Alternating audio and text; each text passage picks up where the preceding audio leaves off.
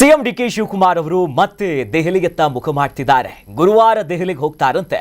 ಬಾಕಿ ಇರುವಂತ ನಿಗಮ ಮಂಡಳಿಯ ಅಧ್ಯಕ್ಷರ ಭರ್ತಿಗೆ ಚರ್ಚೆಗೋಸ್ಕರ ತೆರಳುತ್ತಿರೋದು. ಗುರುವಾರ ದೆಹಲಿಗೆ ತೆರಳುತ್ತಾರೆ ರಾಜ್ಯದ ಮುಖ್ಯಮಂತ್ರಿಗಳು. ಬಾಕಿ ಇರುವಂತ ನಿಗಮ ಮಂಡಳಿಯ ಅಧ್ಯಕ್ಷರನ್ನ ಭರ್ತಿ ಮಾಡೋದಕ್ಕೆ ಪಟ್ಟಿ ರೆಡಿ ಮಾಡಿಕೊಳ್ಳೋದಕ್ಕೆ ನಿಗಮ ಮಂಡಳಿಯ ಅಧ್ಯಕ್ಷರ ಭರ್ತಿಗೆ ಚರ್ಚೆ ಮಾಡೋದಕ್ಕೆ ಹೋಗ್ತಿದ್ದಾರೆ.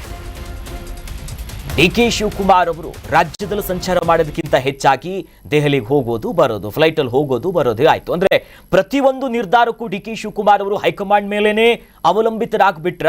ಕಾಂಗ್ರೆಸ್ ಹೈಕಮಾಂಡ್ ನಾಯಕರ ಪಕ್ಷ ಅನ್ನೋದು ಗೊತ್ತಿದೆ, ಆದ್ರೆ ಇಷ್ಟರ ಮಟ್ಟಿಗ ಅಂತ ಡಿಕೆ ಶಿವಕುಮಾರ್ ಅವರಿಗೆ ಯಾವ ಸ್ವತಂತ್ರನೂ ಇಲ್ವಾ ಅಂತ. ಈಗ ನಿಗಮ ಮಂಡಳಿಯ ಒಂದಿಷ್ಟು ಅಧ್ಯಕ್ಷ ಸ್ಥಾನಗಳ ಪಟ್ಟಿ ಹಂಗಿದೆ.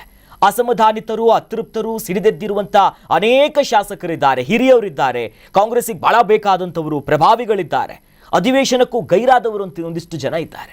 ಇದರ ನಡುವೆ ವಾಪಸ್ ಗುರುವಾರ ದೆಹಲಿಗೆ ಹೋಗ್ತಾರೆ. ಅಲ್ಲಿ ಹೋಗಿ ಹೈಕಮಾಂಡ್ ನಾಯಕರ ಜೊತೆ ಚರ್ಚೆ ಮಾಡ್ತಾರೆ. ಈ ವೇಳೆ ಕೇಂದ್ರ ಸಚಿವರ ಭೇಟಿಗೂ ಕೂಡ ಸಮಯ ಕೇಳಿದಾರಂತೆ. ಯಾಕಂದ್ರೆ ನಮ್ಮ ರಾಜ್ಯದಲ್ಲಿ ಬರದ ಪರಿಸ್ಥಿತಿ ಇದೆಯಲ್ಲ, ಅನುದಾನದ ಬಗ್ಗೆಯೂ ಕೂಡ ಚರ್ಚೆ ಮಾಡುವಂತ ಲೆಕ್ಕಾಚಾರದಲ್ಲಿದ್ದಾರೆ. ಹಾಗಾಗಿ ಹೋದಂತ ಭೇಟಿ ಯಶಸ್ವಿ ಆಗುತ್ತಾ, ಹೈಕಮಾಂಡ್ ನಾಯಕರು ಯಾವ ರೀತಿ ಗ್ರೀನ್ ಸಿಗ್ನಲ್ ಅನ್ನ ಕೊಡ್ತಾರೆ ಈ ನಿಗಮ ಮಂಡಳಿ ಅಥವಾ ಅಸಮಾಧಾನಿತರನ್ನ ಅವರ ಈ ಆಕ್ರೋಶವನ್ನ ಶಮನ ಮಾಡೋ ನಿಟ್ಟಿನಲ್ಲೂ ಕೂಡ. ಹಾಗೆ ಗುರುವಾರ ಹೋಗ್ತಿದ್ದಾರೆ. ಹೋಗಿ ಬಂದ ನಂತರದಲ್ಲಿ ಅದರ ಔಟ್ಕಮ್ ಏನು ಕಾದ್ ನೋಡಬೇಕು.